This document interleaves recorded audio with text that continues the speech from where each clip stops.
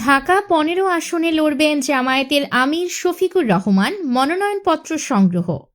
মনোনয়নপত্র সংগ্রহ শেষে সংগঠনের সহকারী সেক্রেটারি জেনারেল মাওলানা আব্দুল হালিম বলেন, দুর্নীতিমুক্ত, ইনসাফ ও মানবিক বাংলাদেশ গড়ে তোলার লক্ষ্যে ডাক্তার শফিকুর রহমানের নেতৃত্বে দেশবাসীকে ঐক্যবদ্ধ থাকার আহ্বান জানাচ্ছি।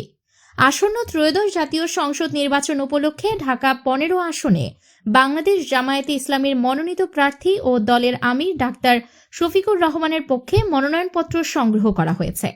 বৃহস্পতিবার ২৫ ডিসেম্বর বেলা ১১টায় রাজধানীর আগারগাঁওয়ে অবস্থিত রিটার্নিং অফিসারের কার্যালয় থেকে এই মনোনয়নপত্র সংগ্রহ করা হয়। সংগঠনের সহকারী সেক্রেটারি জেনারেল মাওলানা আব্দুল হালিমের নেতৃত্বে জামায়াতের একটি প্রতিনিধি দল এ সময় উপস্থিত ছিলেন।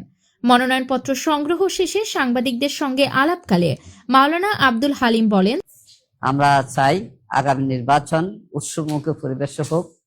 তিনি আরো বলেন, তরুণদের প্রত্যয় দীপ্ত স্লোগান বুকের মধ্যে অনেক জ্বর, বুক পেতেছি গুলি কর।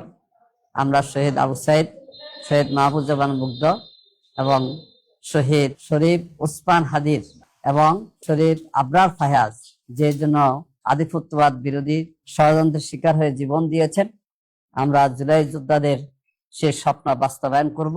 মাওলানা আব্দুল হালিম বলেন, দুর্নীতিমুক্ত, ইনসাফ ও মানবিক বাংলাদেশ গড়ে তোলার লক্ষ্যে ডাক্তার শফিকুর রহমানের নেতৃত্বে দেশবাসীকে ঐক্যবদ্ধ থাকার আহ্বান জানাচ্ছি।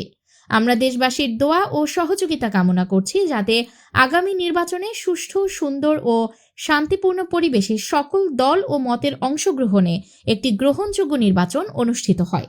নিউজ ডেস্ক, আলোকিত প্রতিদিন।